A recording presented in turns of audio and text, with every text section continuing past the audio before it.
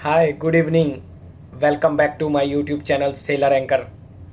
मैं हूं आपका दोस्त, आपका साथी, आपका सलाहकार अभिषेक मिश्रा।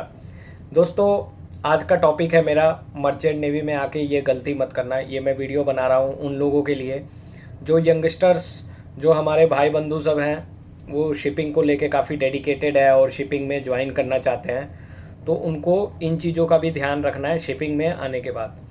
तो शुरुआत करता हूं मैं वीडियो को।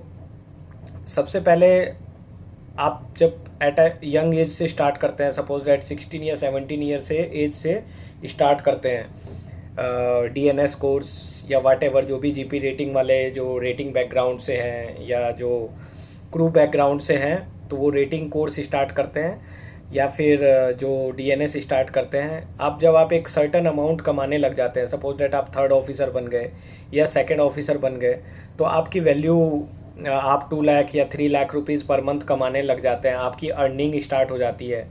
तो आपका मिनिमम 6 मंथ का कॉन्ट्रैक्ट होता है, कम से कम 6 मंथ तो होता ही है थर्ड ऑफिसर और सेकंड ऑफिसर। तो यहाँ से आप एक कॉन्ट्रैक्ट में अबाउट, जो 6 मंथ का कॉन्ट्रैक्ट होता है, about 18 to 20 lakh rupees earn करते हैं।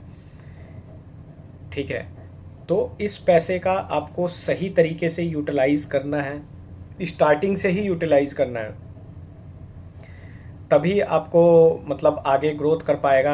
आपने एसआईपी के बारे में सुना है या म्यूचुअल फंड के बारे में सुना है, वहाँ पे कुछ कुछ पैसा इन्वेस्ट करते रहिए। तो इसके बहुत सारे एडवांटेजेस है। हालांकि मैंने नहीं किया, बट मेरे फ्रेंड्स लोग ने किया है, because you don't know the power of this SIP and mutual investment. इसमें क्या फ़ायदा है, आपका कंपाउंड इंटरेस्ट मिलना चालू हो जाता है।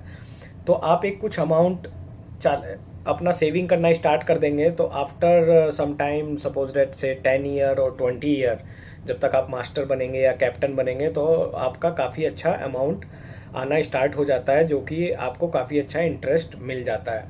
दूसरा, आपकी सेविंग में आप किसी न किसी चीज़ की फ्रेंचाइजी ले सकते हैं। आप कोई चीज़, मान लो शिपिंग में भी हैं और आपने किसी चीज़ की फ्रेंचाइजी ले ली, तो वहाँ से भी आपकी सेकेंडरी सोर्स ऑफ इनकम आनी स्टार्ट हो जाती है। क्योंकि एज एक सी फेरर के लिए सेकेंडरी सोर्स ऑफ इनकम होना बहुत ज़रूरी है। जैसा कि मैं पहले की वीडियोस में भी आप लोगों को बता चुका हूँ कि ये जो शिपिंग जॉब है, ये कोई हमारी फिक्स जॉब नहीं है। It's a private job, it's a contractual based job. यहाँ पे सारी चीज़ें फैक्टर डिपेंड करते हैं।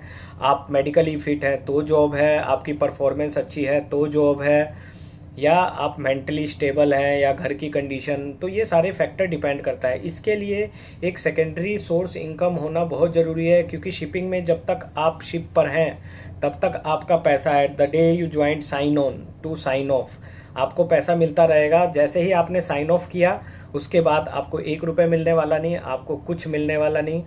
तो साइन ऑन और साइन ऑफ के टाइम तक ही आपको पैसा मिलता है। जब तक आप ड्यूटी पे हैं, आपको पैसा है, छुट्टी का कोई पैसा नहीं है। तो ये एक ग्रेटेस्ट डिसएडवांटेज है शिपिंग इंडस्ट्री का, जो कि मैं पहले भी बता चुका हूँ। पर इसका काउंटर में एडवांटेज ये है कि आपकी कोई बंदिश नहीं है कि आपको 1 महीना में या 15 दिन की ऑफिस में, 15 दिन जैसे ऑफिसों में मिलती है छुट्टी, ज्वाइन करना ही करना है।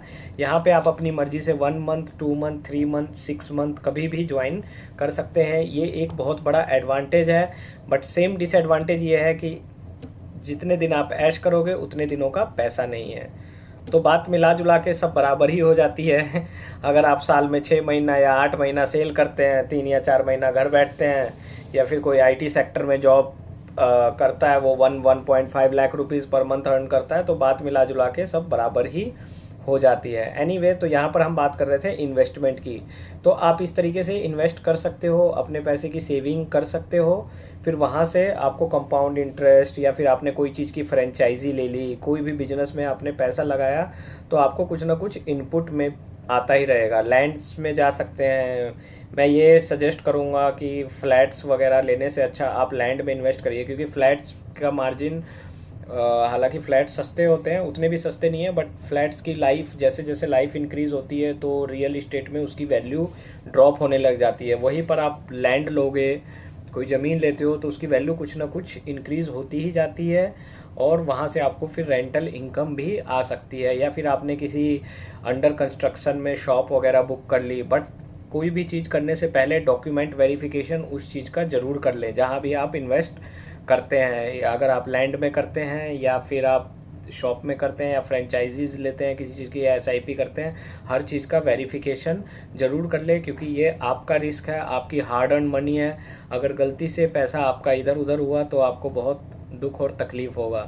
तो ये मैंने एक जनरल गाइडलाइंस आपको बताया है, ऐसा नहीं कि यही करना है। हो सकता है आपके पास और भी आइडियाज़ हों और भी कुछ हो, तो ऐसा नहीं है कि अगर आप एक बार शिपिंग ज्वाइन कर लिए तो अब हम कुछ करेंगे नहीं, इसी पे डिपेंड रहने की ज़रूरत नहीं है। आप धीरे धीरे स्लोली अपना कुछ स्टार्ट भी कर सकते हैं। जो लड़के डेडिकेटेड हैं यूपीएससी के एग्ज़ाम को लेके, क्योंकि यहाँ पे आपको देखो बीएससी नॉटिकल साइंस की डिग्री भी मिलती है, उसके बेस पे भी आप कोई सिविल सर्विस का एग्ज़ाम या कुछ भी एग्ज़ाम कर सकते हो, एमबीए कर सकते हो, मास्टर डिग्री ले सकते हो। एमबीए करने के बाद भी काफ़ी अच्छे स्कोप है, एमबीए इन शिपिंग हो गया, एमबीए इन लॉजिस्टिक्स हो गया, काफ़ी है, चार्टरिंग सर्विसेज के कोर्सेज कर सकते हो। तो यहाँ पे बहुत सारे आपके पास ऑप्शंस खुल जाते हैं। एक बार जब आपकी अर्निंग स्टार्ट हो जाती है, आप कमाने लग जाते हैं, तो आइडियाज़ भी उस हिसाब से आपके स्टार्ट होने लग जाते हैं। तो दोस्तों ये मैंने जस्ट जनरल टिप्स दी थी, होपफुली टिप्स आपको पसंद आई होगी। Good bye, take care, bye bye, जय हिंद।